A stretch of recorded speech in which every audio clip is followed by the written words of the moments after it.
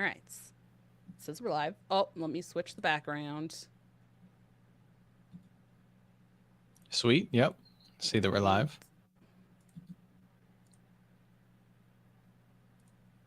Wait, did we have episode 39 as our background for episode 40? I just was thinking that we might have. Whoops. Oh well, you Uh, know. maybe Uh, uh maybe it's because we had three of us in the camera that like we didn't see the it. 39 wasn't visible. Yes. Yeah, it's Because I probably fine. definitely made the 40 and I had it as the thumbnail for YouTube. So Nice. it at least was the thumbnail for YouTube. So Yeah, that was right. But yeah, now I'm that sure you it's mention fine. that, it was covered up. So yeah. Okay. It's okay. Nobody will know. Except for anybody watching this episode right now. Uh, Yeah, don't worry about that part. it's fine. Oh my gosh. Okay. Well, perfect. All right. Well, sir, are you ready? I'm ready. All right. Pull this back up. Welcome to episode 41 of the TCCG Roundtable. We're your host, dragonrider, DankestDad, who isn't here this week, and RonMexico. How's it Hey, going, how's it Ron? going? It's nice to be here. We know Yay. Dankest is going to be back next week, but this week he's out winning some card game competitions, surely. At least having a blast at a convention, win or lose, but hopefully he does well. Yes, we wish him luck. That's right. Today, which is Friday, February 2nd. Is today the 2nd? Yes, there's a Yes. second. Okay. I was like, wait, did I imagine that? No. All right. Today, he's playing in the Last Chance Qualifier for the Universus CCG, which right now is in My Hero Academia, I think. And then, later in February, they have their next set and stuff coming out. Um, I was looking at the info for it, and it's actually kind of interesting. So today, Friday, they have the Last Chance Qualifier, and then Saturday, Sunday is the World Championship. So actually, it says that four people, plus maybe if anybody didn't show up that was supposed to for the World Champs, then they'll fill in those spots from the Last Chance Qualifier today. But four people, plus maybe a few more, will qualify today for the World Championship tomorrow. It's like, that just like blows my mind. I don't know why, but it's like, wow. So he's there competing in that Last Chance Qualifier right now, trying to get into that. And I believe it's only 32 or 32, I think, that will be for the World Championship tomorrow and Sunday. So Yeah, big exciting stuff. Wild, just as a concept to be like not qualified for the world championship that's happening a day from today I and then know, right? qualify Yeah, today. Like, whoa, all right, that's cool.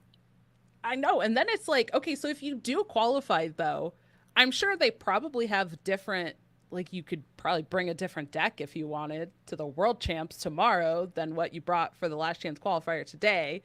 So then it's like, Would you even do that though? I don't know. Like, is that, I guess it depends on like how much experience you have with different decks, how like your card collection, because that is a physical card game. So it's not Yeah, just true. like, oh, let me like craft the cards. No, like you would have to have the cards ahead of time, or you'd have to purchase or trade with people like at the event or something if you wanted to have additional cards for a deck. But if you did that, then that also means you don't have reps playing that deck with the new cards that you just bought. So like that's a that's a whole thing. Like to qualify literally the day before a world champs is like mind-boggling. It sounds fascinating, but also like I think as someone who loves the spectator side of things and like the casting side of events, that would be awesome to like cast or talk about that.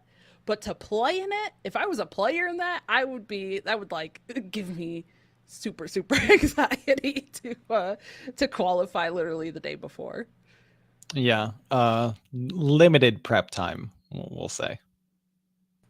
Yes. I guess you would just have to prep ahead of time and just say like I'm prepping in advance and hoping that like my prep is also for like just plan on Right. qualifying. Yeah. No, I Like, that's if the world championship is the day after qualifying for the world championship, then as you're prepping to qualify, you're probably also just thinking you're prepping for the world championship itself. Like, hey, just be optimistic. You'll yeah, get there. that's just so wild, I guess. It's also interesting because then on the other side, so I guess as a preference, really quick, Ron and I decided that this week of doing like very structured news segment, and that we just wanted to have like a free flowing, open conversation about everything that's happening this month. Because I feel like there's a lot of stuff coming out for card games and it's kind of going on in February. So we'll hit on different stuff as we go. But like we're opening the conversation with talking about this event that our new host Dankest is competing in. But on the other side of that, then we have card games where like we've seen like with Hearthstone, where we have players who qualify for the World Championships early in the year, and then by the time that the World Champs happens, there's like 3 new sets have come out, and like then it's almost like you can't be very like relaxed throughout the rest of the year, right? And I mean, I guess you can a little bit, but at the same time, if you're not still keeping up with the new sets, new decks, that stuff, then you're just setting yourself up to go to the World Champs and not be prepared. And so it's That's like, a really interesting one with Hearthstone specifically because of how much the sets can change and how much the meta can change with the changes in the sets. Like take for instance Levick, who won the first Masters Tour of 2023. So he immediately qualified for Worlds, and then he didn't have to do anything the whole rest of the way until Worlds. He's already in. He can just chill. He doesn't even need to play Hearthstone. He doesn't even need to open the game client, for multiple months. Because even if he did, it's hard to say how relevant it would have been in the second quarter of the year, because the cards that are being featured there have a reasonable chance of not even being remotely relevant by the time Worlds rolled around. But just kind of staying plugged in and constantly playing and keeping up with each little meta development. If an old deck ever like resurfaces, you have that built-in familiarity that maybe some other players don't. So I do think it probably still worked in a way to Pocket Train's advantage, who was the eventual world champion, that he was constantly grinding and playing and trying to qualify because he didn't win, the early Masters tours all the way through up until just before Worlds started. So, but especially when like metas don't change, there's a whole lot more of an argument to, hey, is this bad for you that you qualified so early? Like, don't relax, but different takes. yeah. It's like, I don't know. I love talking about this kind of stuff and just analyzing again as the kind of spectator and like caster type of person, right? I'm like, I love looking at that kind of stuff and talking about the potential of how players might prepare, or I guess take some time to unwind if they have more time, right? Mm-hmm. And then like not let themselves get burnt out if they're just preparing for like 8 months, right? It's so fascinating to me. It's so interesting. And also another interesting thing that I was thinking about when kind of looking at some of the card game things that were coming up, I was noticing, I'm like, there's so many world championships for card games happening this month. And like 3 or 4 of them are this, like the first weekend of February, which is also weird because I feel like with digital card games, I feel like we have all of the championships in like November, December time. But for physical games, it seems to be like a different point in the year, which I don't know, it's just like a trend that I've noticed. And I'm like, that's interesting. And like, just looking at how games kind of decide, like, okay, some random, like, isn't Yu-Gi-Oh! Is like one of the most obscure, I think. It's like some wild thing like it's like May to April, and then like the champs is in like July or something. Like it's Yeah. I don't know, it's weird. Like it's just like how did they come up with that over like a calendar year, or even just like, you know, a qualifying calendar year ending and then like the champs being in like February, which I think is where some of this falls.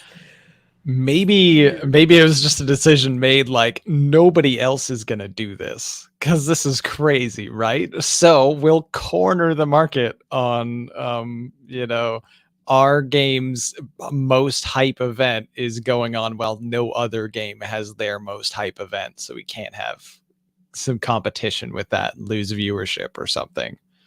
I don't know. That's the best I can figure for like the reasoning, because otherwise, why though? The other thing that I think is if they have champs, because also like the Pokemon World Championship, wasn't that in like August or September? So that was kind of weird, right? Like I think. But that's also coming from a Western perspective, and I do wonder if they could be looking at it as like, you know, the other side of the world, right? Isn't that like winter time? It's Fair, like, yeah. you know, in our summer. So that could just be like, hey, our world, you know, our like winter championships, or like the end of the year is winding down in winter time, which is a different time of year in other parts of the world than it is for us in the United States. So that could be something too. I could just be making that up, but that's another thing that like I think maybe could be something, because Pokemon and I think Yu-Gi-Oh are very like Japanese, you know, startup, right? Like Pokemon especially is like the world champs was in Japan, like Right, yeah. I that's mean, coming very from a like, Nintendo game makes sense, of course. yeah. So, or they also want to have that stuff because like Pokemon does have juniors divisions and stuff too. So maybe they're also considering if they have it in like that off time of school, like the school year summer, if that makes sense. Could be, yeah. I don't know. If anybody knows, I would love to hear. If anybody like has ever actually known why these decisions are made like this, I would be fascinated to hear those thoughts. The behind the scenes world of game championship timing. Yeah. I don't know. Like, I feel that'd be like interesting such a to know. nerd. I'm like, I really want to know that. Like, but I think it would be cool because it is.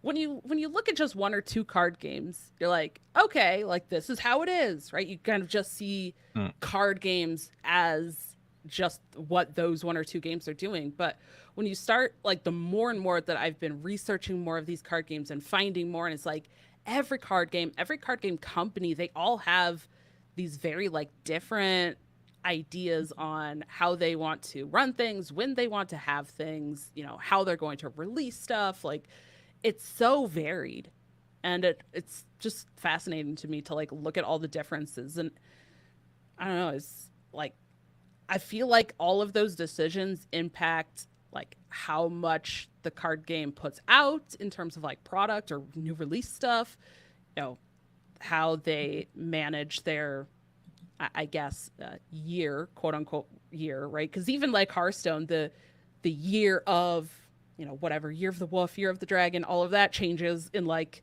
April with rotation. So it's like April to March, which doesn't match up with calendar years either. So like it's always just interesting to talk about. It sort of matches up with like when Hearthstone was released as a game, though, I guess. So maybe that's the logic behind it.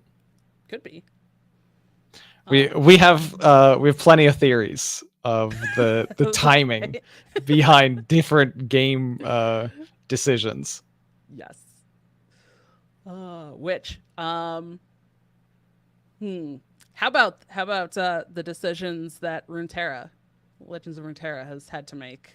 You want to talk about that? Ouch. Yeah. So well, their competitive scene is dead now. Dead and buried, it appears.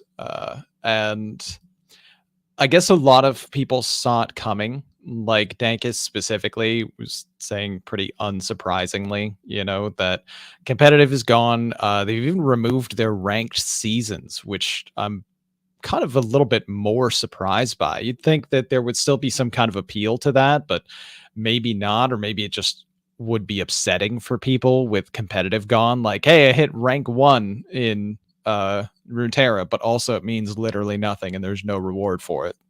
So that could be kind of depressing. But the next set is the last one, and then their new releases are going to be coming out in a different structure, primarily to support PvE.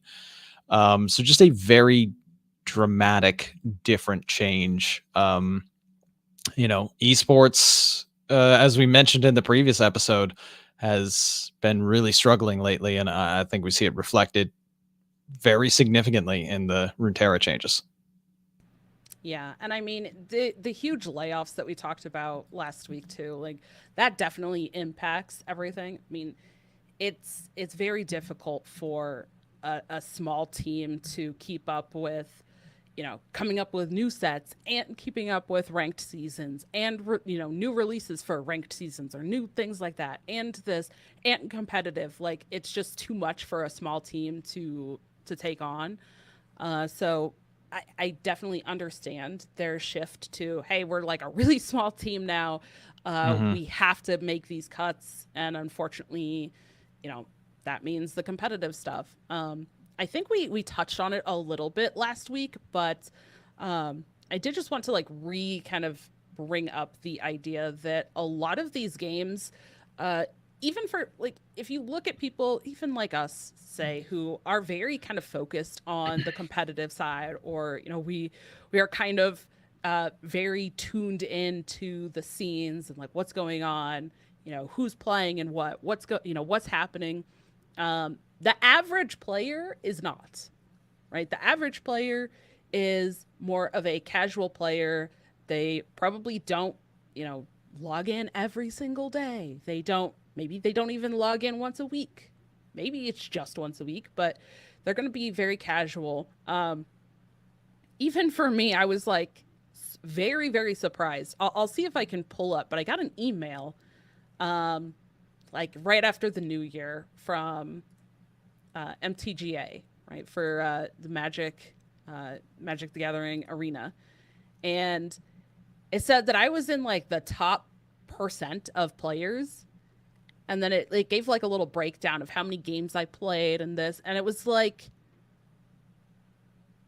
10 games or something that I had played. And I was like, whoa, what? So maybe you won all 10. Nice job. Dragonrider OP. I'm gonna see if I can pull it up, because I thought that was absolutely fascinating, and it was like, but it really made me think that a lot, especially the people who are so involved like us, right? We're content creators, we're doing this stuff like on a very regular basis. It's very easy for us to get caught up in like, oh no, like competitive's gone, I can't believe it, like that was the big thing. And for the average person, it's like, who cares? Like that's not a big thing. Like the big thing is the expansions, right? Or like the big thing is new cards, new stuff coming out, like being able to actually get in and play without a bunch of bugs happening. Like that's what I think the average player cares about more so than like, oh, Hearthstone went from 4 tournaments to 3. Like for them, they're like, okay, whatever. Like, right. Yeah.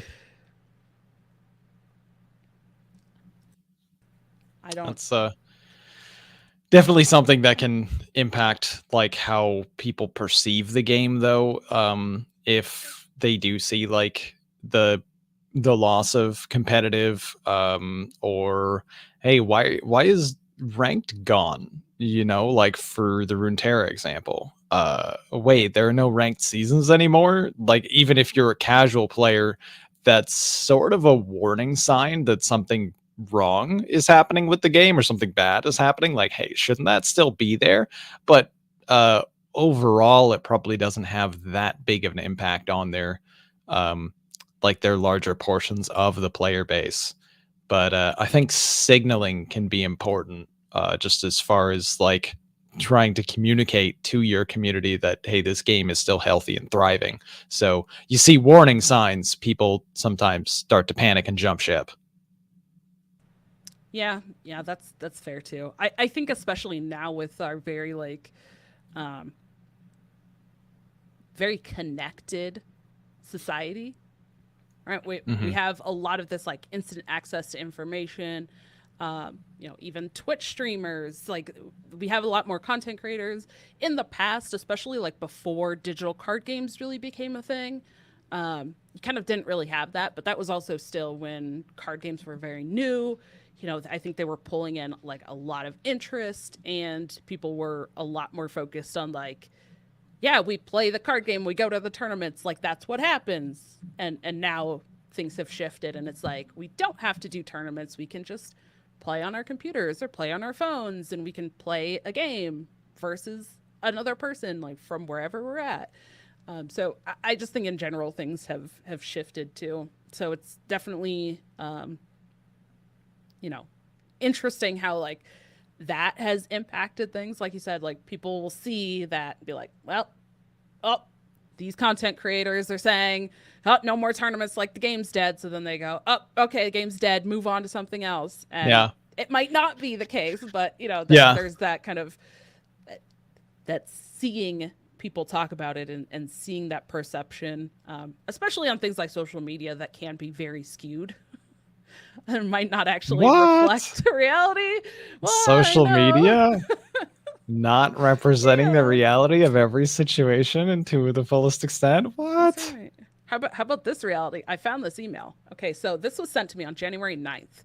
All right, from MTG Arena.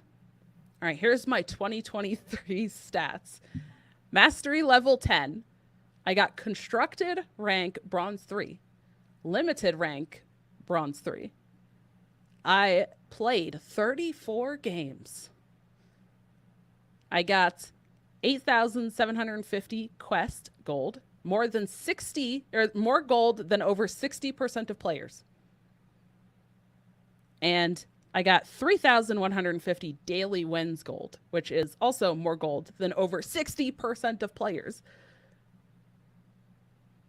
I played 34 games the whole year. Doesn't seem like a lot of games And I to got be daily like, wins and yeah. stuff more than 60% of the players. Like that is a just baffling number to me. I just want that to sink in, because I have a feeling that those kind of statistics are not just for Magic. I suspect that that goes across a lot of the card games, right? That this is why I say like the average player, the majority of players are casual players.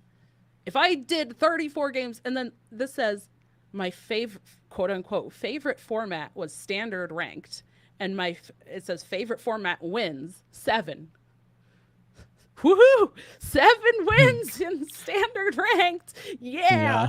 And I earned more gold than 60% of players. So, this also accounts for maybe like, I don't exactly know how they're taking these statistics, but I would assume that probably accounts for like every account that's created. So even, people that have had accounts created, but like they haven't played in 3 years, it probably still accounts for that. So those people are in there, people that log in very, very casually. But still to see that, I was like, are you kidding me? I played 34 games over the whole year, and I'm pretty sure most of that was all within like pretty much one expansion, which was the Lord of the Rings set. And I played some ranked, and then I was doing a lot of like, I played their extra like modes and stuff to play with Lord of the Rings cards. So most of my games were during that. Like, and I still earned more gold and more login requests, more login quest gold and all that than 60% of players. Maybe the majority of people played just like a little bit on whatever the one set that interested them the most was when like it came out. They're like, okay, I got my 10 games, 15 games. That was kind of fun. I'm done now. And then they just didn't play it again. I don't know, but yeah, it does bring up an interesting concept to think about, like who the overall player base is and what is considered like an active player when games say we have, such and such amount of active players in the game. Well, what? Because they played a couple games over the course of 6 months or a year or something, like, oh, well, they played this year, so they're active, right? But are they? Well, I mean, as good as they can make it look for shareholders, I'm sure they're gonna right. You're right. Yeah. Like, this person played 34 games in all of 2023, but they are above 60% of players. So clearly, they are an active, engaged player. Like, what? Yeah. But the statistics, I guess, is automated. Like they send automated Yeah. statistics to players. That would be something that maybe would benefit from like a baseline, right? Like, don't send the statistics if somebody hasn't played like over 100 games that year or something. Maybe, I don't know. Hey, It keep seems sending weird them to me because otherwise. I loved that. I was like, this is hilarious. This is great. Like, I got more gold than 60% of players. All right, I feel like I am like MTGA gold rich right now. Like, What are you gonna do with all that gold, dragonrider? I'm gonna save it up to buy like 4 whole packs. I think You're gonna hoard it. I don't remember like how a many. dragon. No, I like it. I do hoard it. I do.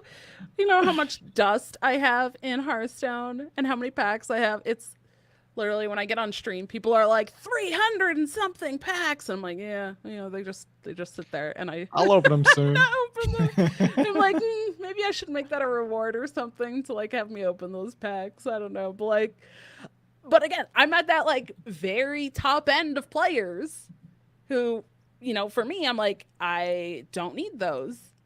And especially with some support from the creator program, like, I don't need the packs.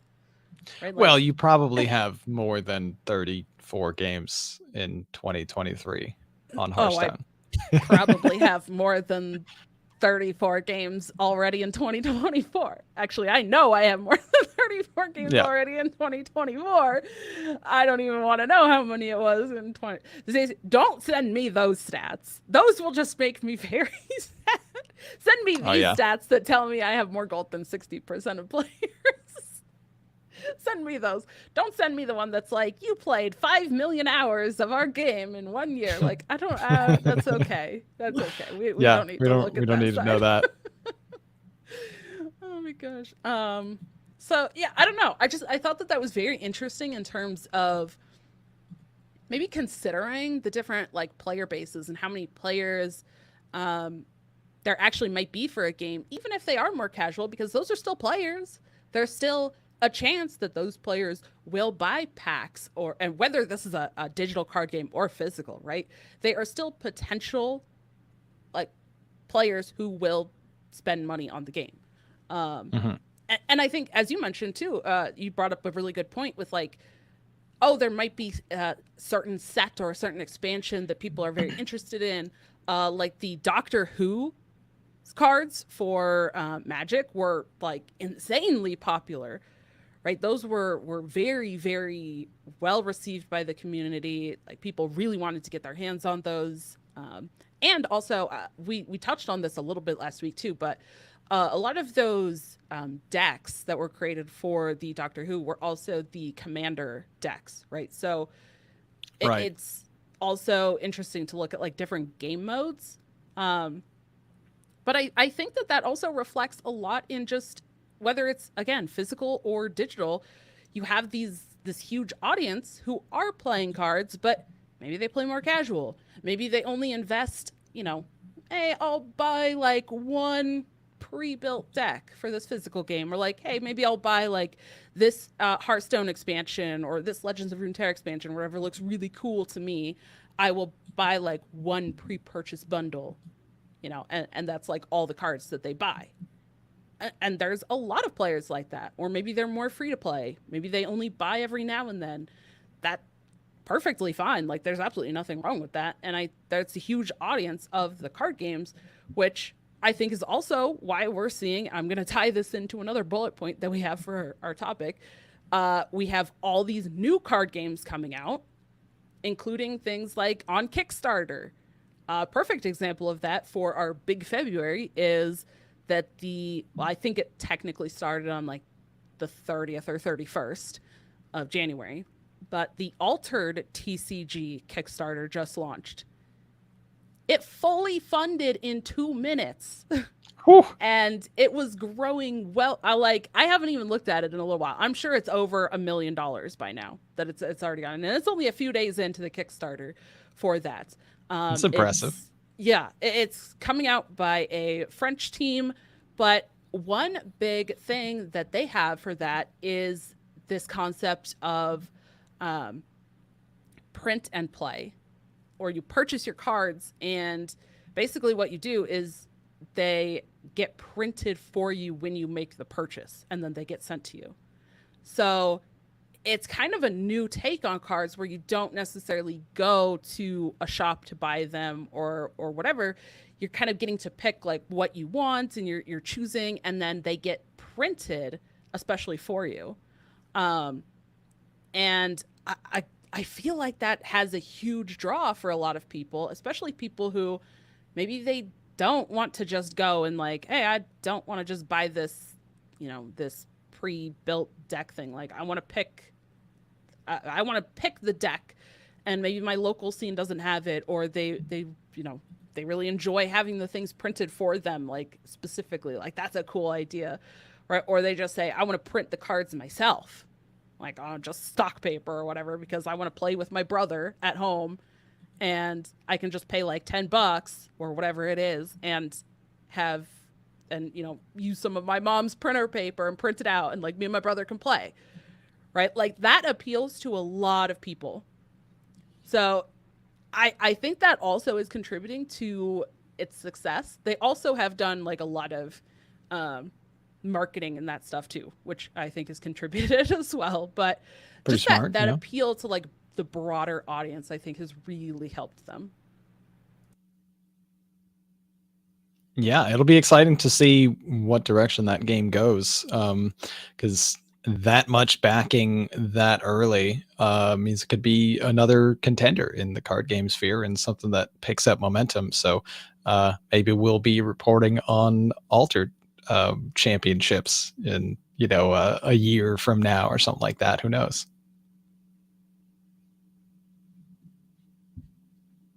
We'll see. It's definitely interesting. There's also a ton of other things that are coming out this month, even for maybe not new games, but games that already exist. Like just today, what did we say before? Today's old. I don't know what it was. I don't know. That what? Sorry. When we were talking last year, right. Today soon. Today soon. That's what it is. Yes. Not tomorrow soon. Not 2 days soon. Today soon. Heavy Hitters, the newest set for Flesh and Blood, just came out as well. So that's like a huge launch that's been, people have definitely been looking forward to that one. That's gotten a lot of hype around it. So that just launched. And again, kind of speaking to the broader audience, they have, I think, 6 different Blitz decks with the Heavy Hitters set too. So you can buy like the booster packs, or you can buy a Blitz deck, which are a little bit cheaper. They are pre-constructed decks, but they are, again, for that Blitz format that I talked about a little bit last week, which is like a faster game. It's, your like heroes have less health, less starting health. You have like a little bit less equipment and smaller deck size. So it just makes the games go a lot faster, but they have tournaments for that. But it's also just geared towards like, hey, we'll just pick up a Blitz deck, and like, maybe you and your partner can pick up these Blitz decks and play some quick games, or again, like you and your brother, or whoever it is, you and your friend can play, and they've really been hitting on that. I think Pokemon has definitely capitalized on the kind of appealing to a broader audience as well. Like they've been what, 30 years or something now. Like the Pokemon card game's been around 25, 30 years. Quite a long time. Yeah. But they do a ton of the like pre-constructed decks. They've been adding things like the battle box, the battle ready box, which has like, it's basically a kit that has like 2 decks in it and tokens and some other things that you would need to play a 1v1 with somebody else. So like they're definitely appealing to that audience of, hey, I just want to play with some cards. Like I don't care about going and competing and building these like expensive constructed decks that are like very particular lists. And they're just like, pick up a box, play with your friends at home. Like, and there's no stats, like, right? They have no stats on that. No card game has stats on how many people are playing games at home, right? Like Legends of Runeterra. Or, that would be disturbing. It'd be very disturbing if there were stats on that. Yes. Right. But like I got that email from Magic Arena, like you played 34 games in 2023. But like how many, they can't say how many games of Commander are being played at homes. They can't say how many games of, draft people are doing at homes or anything like that. So right. They for that, they just have the pure like sales of cards. So that's kind of the metric they go off of. But I don't know. I wanted to bring that up with like kind of tying it into some releases that are coming out this month. And there's just so much like on the Kickstarter. There's things like I mentioned, like new releases. Yeah. So it's a nice, I don't know, I guess shift from what we were talking about last week, where it's like, hey, the competitive scene seems to kind of be dying across the board in a lot of different card games. But on the flip side, we're seeing just an overall kind of shift in the pattern and how games are being played and how they're being marketed, that it's just like a focus on all of these new sets and releases and different things to do for content and casual gaming rather than competitive gaming. So like we mentioned before, the games still appear to be thriving, and that's ultimately what we want, even if selfishly some of us wanted to be like, hey, I want to compete in a card game. I want to make it to the top, see if I can make like a livable wage or something by being like a professional card player.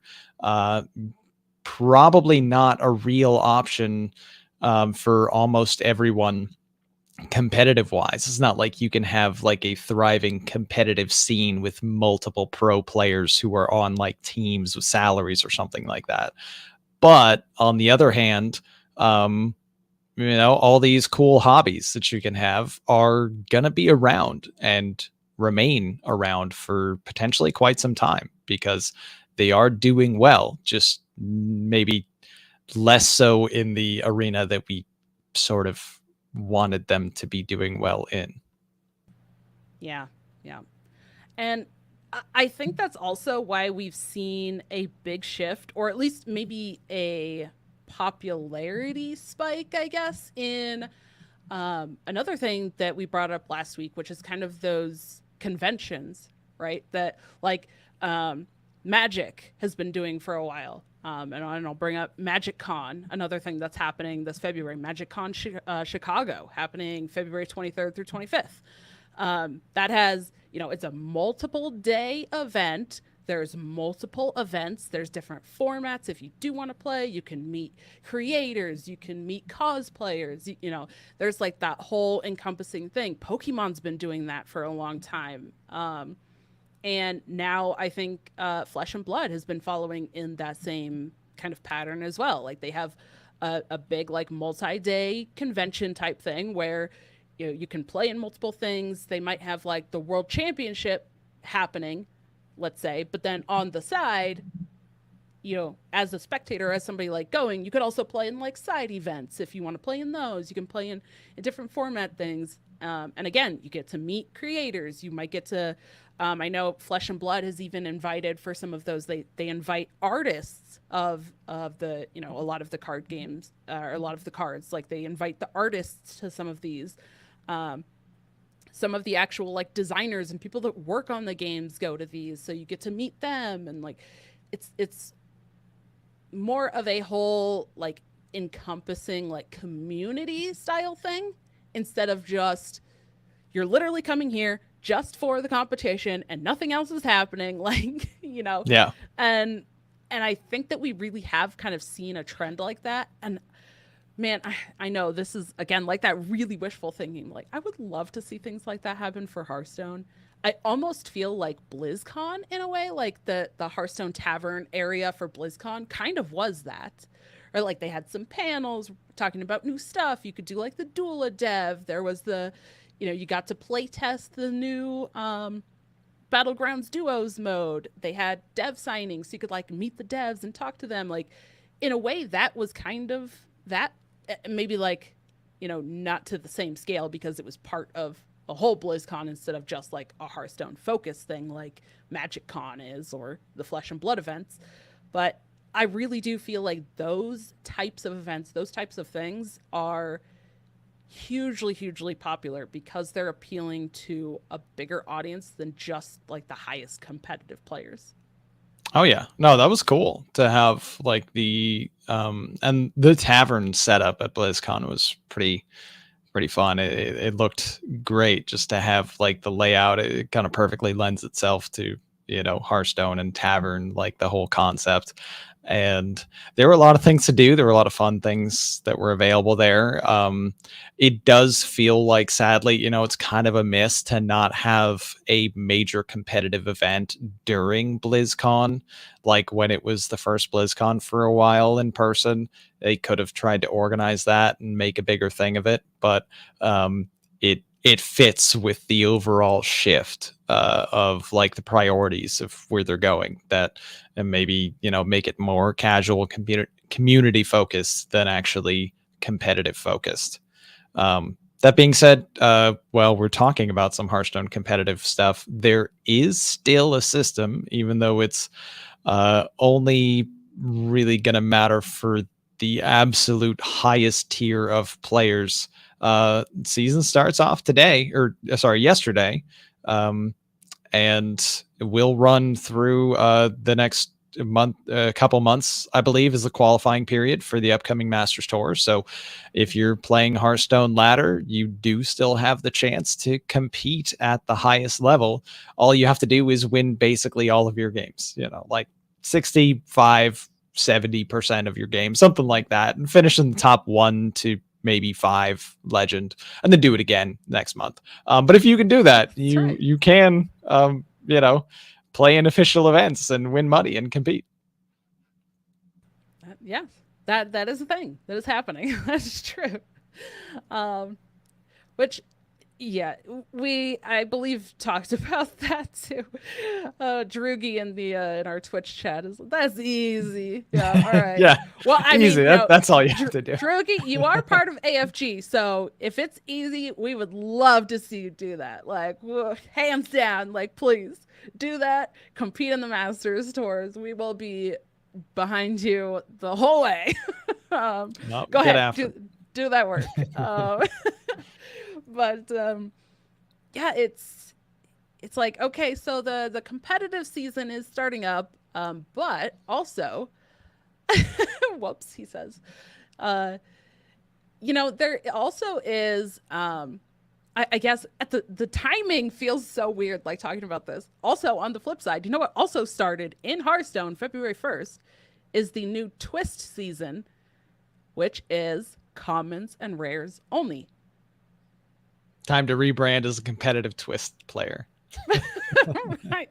But it's interesting because, like, at the same time that you also have this competitive season starting, so like the people who really do want to grind like the very high legend ladder can, but then they also have come out with, you know, this new season of Twist, and it's very, very like free to play, friendly, very I guess more welcoming of a format in terms of commons and rares only, so that a Mhm. lot more people can potentially play that and try that out. Maybe they don't have a full collection, or they're like, man, I don't have all these meta decks with all these legendaries. Well, they can go try this twist format, and that can get people in. I don't know. I think that's just like it's a cool thing that they added that. And so far from what I've been seeing, even a lot of creators are like having some fun with that format and kind of getting into it.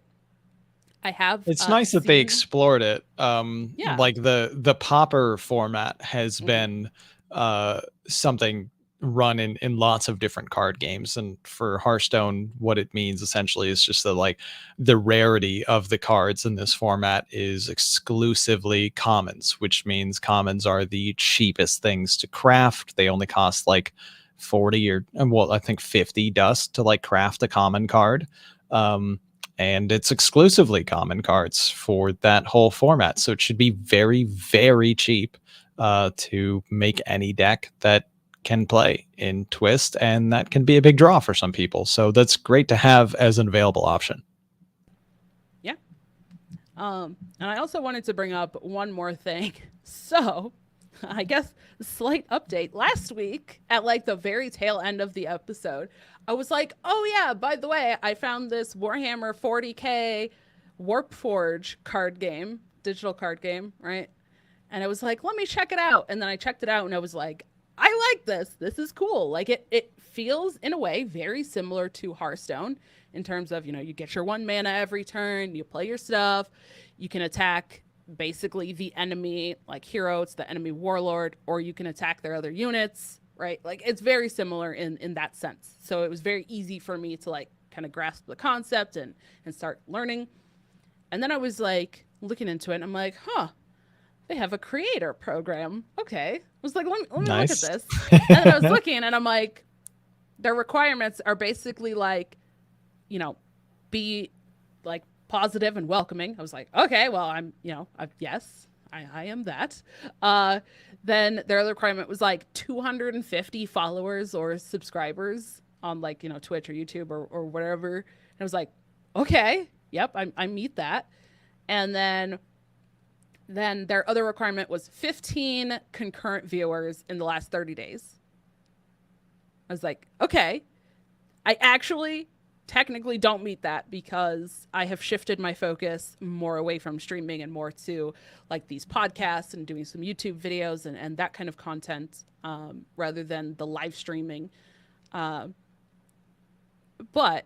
they have the little asterisk like, even if you don't meet these, they still might accept you and that kind of stuff. I was like, all right. It's like, let me just see what happens. Right. Like, so I applied for that.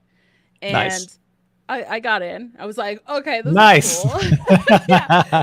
And it's actually kind of neat. They have it set up through the system called Lurk It. And basically it's actually like kind of the company can put in and say, like here's it almost like a task, right? Like here's this information, here's what we want you to do, and you get this, X reward. Okay, so like one of them was like stream for X amount of hours and you'll get this in-game portrait that like, only the creators will have access to because only the creators who have applied and got accepted will have access to that dashboard. It's like, okay. Or you can like, they had a thing where like every so many hours that you streamed, you got multiple packs or something. And it was like, okay. But then they had one, which my timing was impeccable. I started and started playing and joined February 1st. Also fitting into our February, things coming out in February. Big February. Oh. Brand new creator program of Warhammer 40K member dragonrider. I have love to see it. Yeah, totally new to the game, totally new to Warhammer. Like I've never even done Warhammer stuff really. I was like, okay, That's amazing. See. I just have to mention this. I have played a little bit of Warhammer and Warhammer 40K and Mordheim, which I don't know if anybody's going to recognize that name, going back to 1999 when I was 12 years old and I was living in Hearthstone. Hearthstone's on my mind. Living in Ireland with my, Oh my gosh. family and my brother, and there was a games workshop nearby, and we went and we played a little bit. And Warhammer 40K was one of the games we played a little bit of. I have basically not played any of that game in about 25 years now. Wow. But it is an extremely established, like, very popular IP, like something that has just a legion of fans all over the world. Really, really cool lore too, and it's like it's impressive. It's awesome. It's something that I would absolutely recommend just for the backstory alone.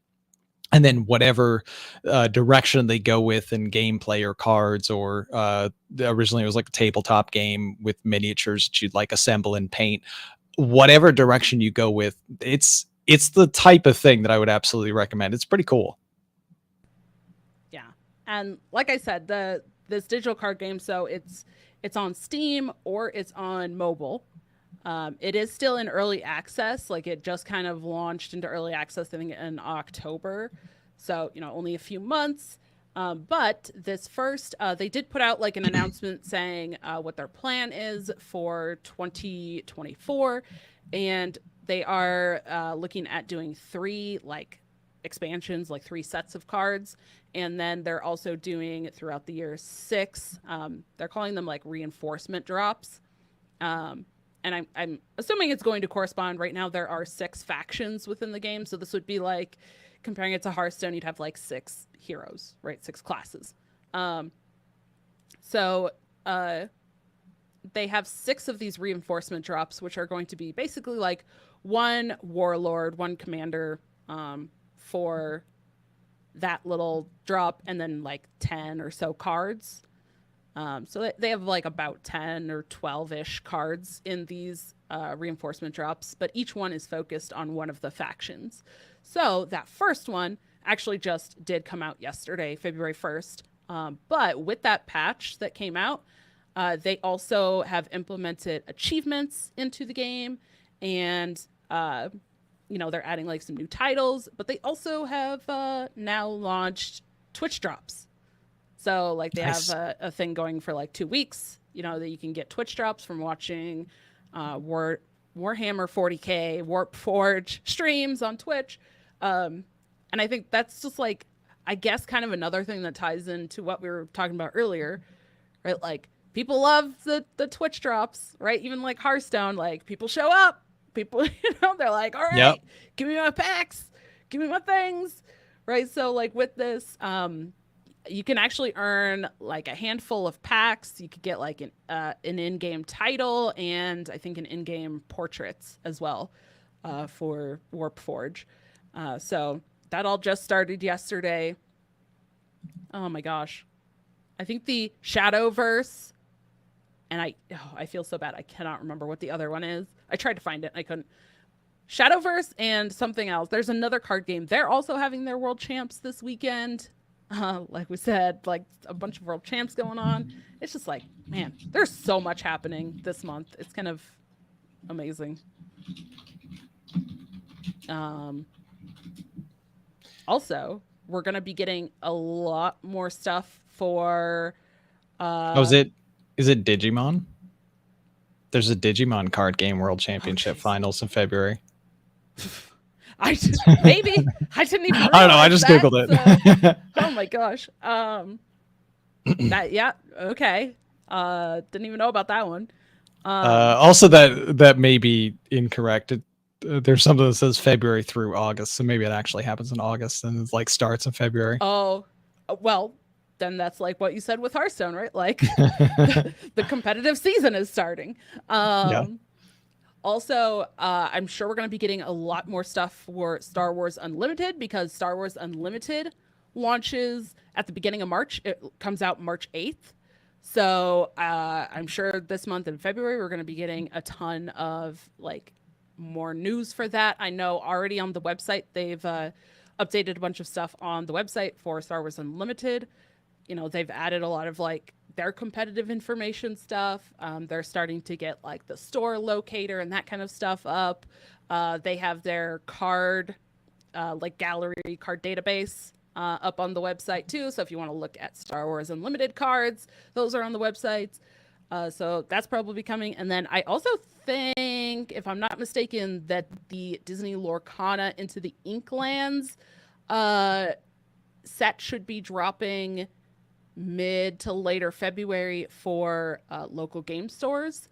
And then it will be going to retail also that first week of March. So, like, Nice. so many Big things stuff happening coming, in yeah. February.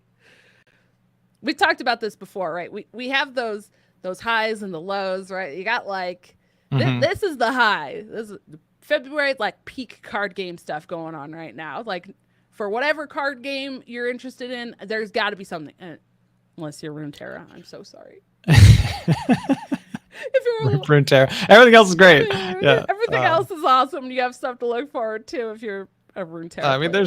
there's highs and lows. You know, it happens. March is probably also going to be a fairly exciting month too. Like among other things, it's Hearthstone's 10-year anniversary in March. I think on the 11th. So there should be some pretty exciting news and events around that. Maybe things die down in like April and June and we get a lull, but then things pick up again by like July, August. So there's always cycles. Yes. And then one last thing that I want to mention is also in February for people who backed the SoulForge Fusion Kickstarter for the digital version, the digital and like third set. But if you maybe only pitched in the $10 to get the digital, people who did back that in February, probably later February, but we will be getting access to the digital client starting this month in February too. So it's very exciting. So many things happening. Wow, there's so many things. Like when I started this, I was like, there's a lot. And then by the end, I'm like, there's so much stuff. Like, oh my gosh, so many things. Yeah. I didn't even realize when we were just talking about it. It's like, wait, oh, this other thing. Oh, I remembered this other thing that's happening. Oh my gosh. And I don't know if this is good or bad. I will say a lot of what I did, actually pretty much the entire conversation we had, was all off the top of my head. I didn't have any of that written down. Is that good or bad? That's impressive. I'm definitely impressed that was not off of any notes. You are very plugged in to a lot of the scenes in card games. I would have remembered maybe one of those things that you mentioned, but that's fantastic. Imagine all the things that I forgot to make room for all of that card game information. Well, you were mentioning that there was like a world championship somewhere that you forgot about, but I think that's fine. It comes with the territory. You got a lot of things you're juggling. Yes, but if you can't tell, anybody listening or watching our video version, I love card games. I love talking about card games. I love these scenes. Also, SoulForge Fusion. I guess this. I don't even know if it happened in February. I think it was 2 days ago now, so technically end of January. But they did announce that they are hosting Fuse Fest 2 at the end of April, which is going to be only 64 people can sign up. They are limiting it, but like the whole team is going to be there. So like you'll get to meet people that make the game and work on it. And they're hosting a whole 2-day pre-release thing for their third set before it hits retail. So I'm really looking at going to that as well. So very excited. Very excited. Yeah, and probably other card game stuff too. But we could probably go on and on and on about everything happening in card games. There's always more. Hopefully this gives enough of like tip of the iceberg of all the different ways you can go and some of the things happening in the overall like card game sphere. But whatever your interest is, you can always find more information about it and go down that rabbit hole. That's right. But Ron, You think we should wrap it up here? I Before suppose we I should. keep going. I'm out of the pattern with Dankest being added for who we are gonna have do our wrap up. I think you're next. Okay. Right on. So in that case, thanks everybody for joining us this week. And if you or somebody you know would be interested in joining us, please reach out to us. You can email us at tccgroundtable@protonmail.com. You can follow us on Twitter, TCCG Roundtable. Use our top pinned tweet for a link to our Discord, or use the link in the description and show notes. You can check out the video version of this podcast at youtube.com/dragonrider TCCG. And you can find us everywhere you find audio podcasts. Also, if you use our Inked Gaming affiliate, it helps support us directly while also getting some sweet merch like playmats and other card game accessories. Lastly, you can find us individually. Myself, you can find on Twitter at Ron_HS. You can find me on YouTube at RonMexico HS, and you can find me streaming on Twitch every weekday, Monday through Friday, starting at 7 p.m. Eastern, also at RonMexico HS. And Dragon Rider, where can they find you? You can find me on Twitter, DawnieDK, DAWNIEDK. You can find me on Twitch and YouTube, dragonrider TCCG. And if you are interested in more very specific like podcasts, I am also every week on the Doctor 3 Hearthstone podcast, where we focus on standard Hearthstone. Awesome. And we'll drop again DankestDad. He'll be back next week, of course, but you can find DankestDad on Twitter at DadDankest. I know he's got a Twitch, but I don't remember what his Twitch is. We don't have that in our breakdown. Search DankestDad. You'll find him. That's right. Yes. All right. And with that, thank you, everybody, and we'll see you at the roundtable.